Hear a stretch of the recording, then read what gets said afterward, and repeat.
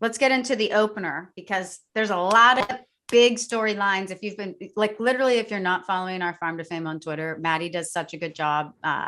He's the greatest Twitter guy in the world, by the way.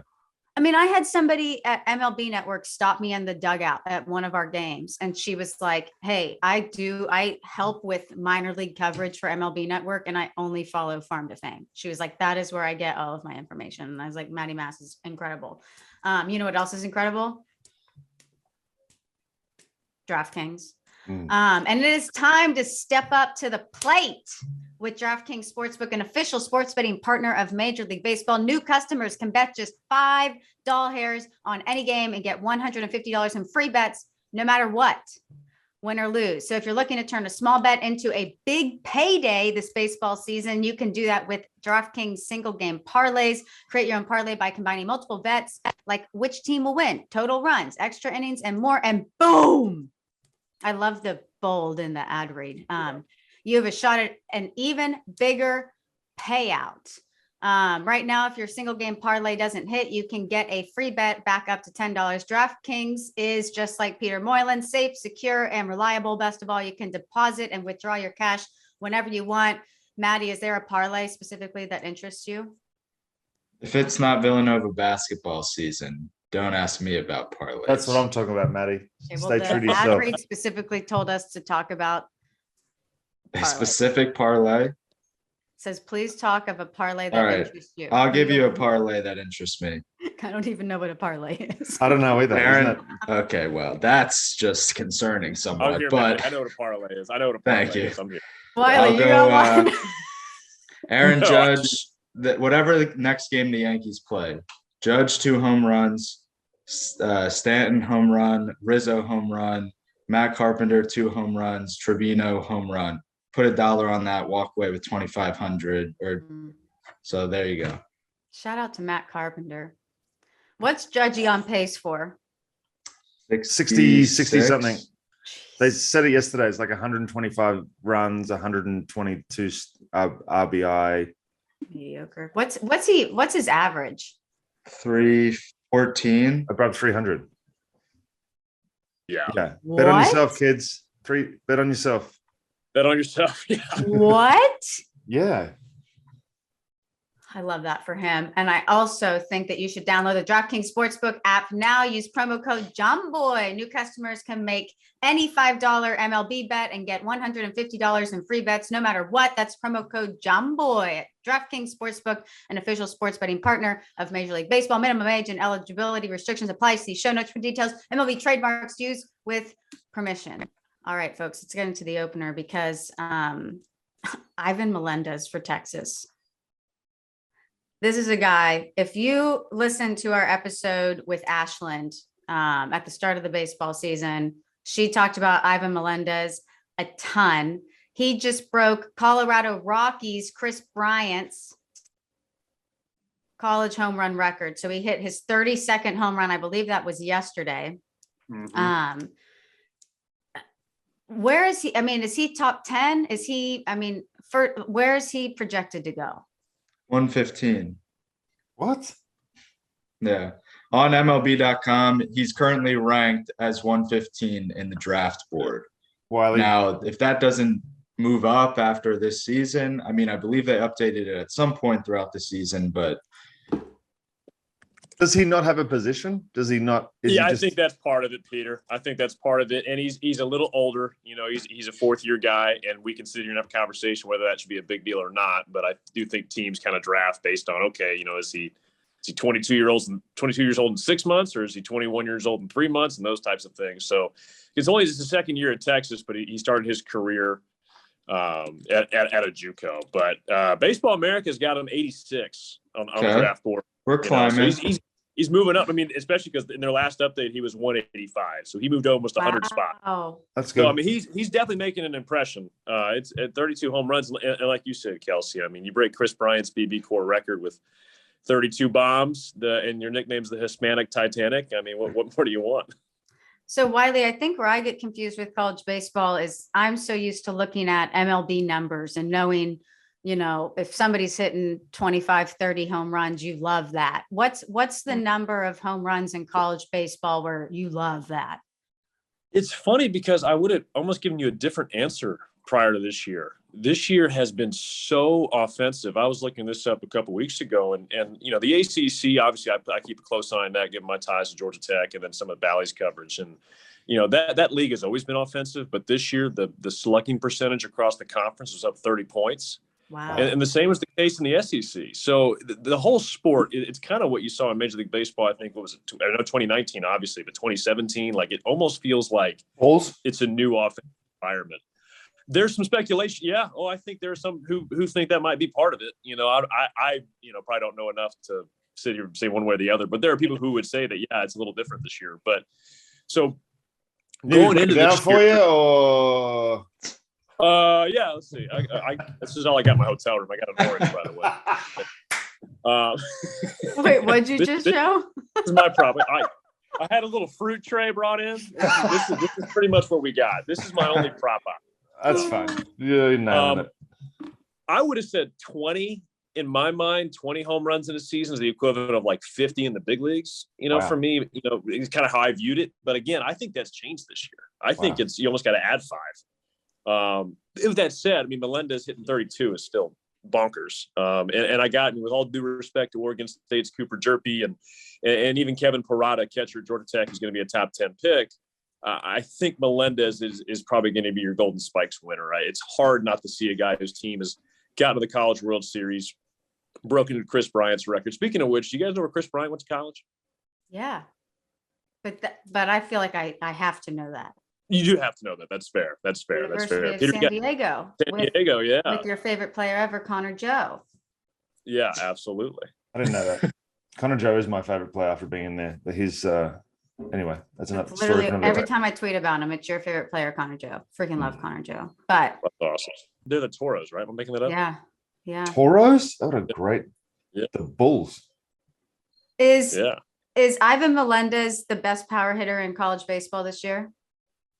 He's got the most home runs. So, I think, basically based on that, yes. I know he and Kevin Parada were kind of going at it head to head on the home run lead. Kevin did not hit any in the postseason, so he finished with 26. So I think, again, if you're going purely off home runs, and all those guys hit for average too. So I think it's got to be Melendez, just given the numbers he's put up. And I'll have a chance to add to him, obviously, in Omaha. I like that he's now tied with Mark McGwire. He hit 32 in 1984. So Ivan Melendez, keep an eye on this guy. Texas has clinched their spot to Omaha. They're through. No, and in the process, ripped the hearts out of about 4,000 or 5,000 people in Greenville, North Carolina on the way. East Carolina was up 7-2 in the 7th inning. They've never been to Omaha. They were six outs away, really up 7-4 in the 8th, and couldn't hold on to it. Dylan Campbell, holy smokes, man, that guy, game-tying home run, walk-off hit in the 9th inning, his next AB. Just an absolutely insane. Well, I guess he had the go-ahead home run. Apologies to Skylar Messenger, but Dylan Campbell, a couple of huge swings for Texas, and then in that third game, they had some real weather issues, and that's aggravating. They only played Maddie was like they got 5 or 6 hitters in before they suspended the game. Yeah. The game started. Melendez hit the 32nd homer. Hit the 3 on homer, yeah. and then they stopped it in the top of the first, 6-hour rain delay, and picked it up at 10:30. So who knows what that did for the environment? It still looked like it was loud, but how many people go home after 5 hours? Yeah. So outside of Ivan Melendez, Wiley and Maddie, who else do people need to keep their eyes on? Speaking about the draft, is Tristan Stevens draft eligible? Is that a name? He is. He's a 5th-year senior. You're talking Texas specifically. Obviously Tristan had a huge start in that game against East Carolina. He's kind of a 5th-year senior. Hadn't had the year everyone expected him to, but he was nails in a game they had to win to get to Omaha. 6 innings, 1 run. I know they like the front end of their rotation and Austin Hansen and along with Lucas Gordon. Those guys got hit around a little bit against East Carolina. I mean, I have no doubt they're going to come back in Omaha and be their usual selves. But I think that's where you kind of look at it for East Carolina and say, those are some things that went your way. And it felt like it was all right there for the taking. And just could not close it out. And I think the biggest thing I learned about Texas this weekend, which I think those who had followed it had known for a little while now, but like we talk about their pitching and that was the real strength coming in, but my God, their offense is rolling. They hit 9 home runs in 3 games. And I know East Carolina is a small yard, but I think their offense almost kind of carried them through that super. Yeah. And I mean, Texas also has somebody like Douglas Hodo now. Yeah. He's also the guy that knocked the ball over the fence. I'm not sure if you so he take that out. He's another person that you could be looking at in I think he's ranked in the high hundreds, if not 200 on MLB.com. So that's somebody that could get drafted as an outfielder. Trey Faltini, which is a name that I didn't realize was pronounced Faltini rather than Faltine or Faltine for a while, but yeah, that's another person that you could be looking at a draft pick. So they have the guys, but it's really Melendez and Hansen leading the charge. And there's another record that was broken, and that's Tennessee's Ben Joyce threw 29 pitches at 101 or more miles per hour in a single game. No MLB pitcher has recorded such a feat at the MLB level. He's ranked 116 in the draft. Tell me about Ben Joyce. I mean, has he been like that all year? So as far as Ben Joyce is concerned, it has kind of been a known commodity the last couple of months. I'm trying to remember when I first saw it pop up, because I remember being like, wow. And it was early in the season. I want to say mid to late March, maybe when they first got in the SEC play, where I was starting to see some things on, whether it's Pitching Ninja or likely given Maddie's prowess far into fame. But he's kind of been doing it for a little while, and they used him as a starter for a little while. And it's just kind of a good segue into Tennessee as a whole. But they have so much pitching depth. They got a closer in Redmond Walsh who is not blowing up the radar gun like Joyce is by any means. He's just kind of been, a classic location, keep hitters off balance, veteran back end of their bullpen. But no, I think Joyce has pretty much been pumping that really since at least the last 2 months, if not longer. And that's when it got on my radar, I guess.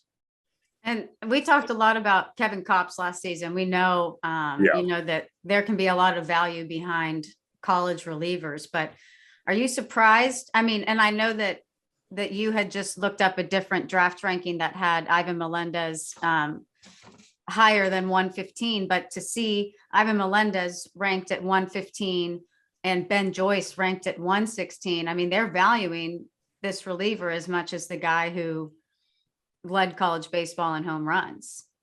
No, and again, to your point, I know Baseball America, they bumped him up a good bit.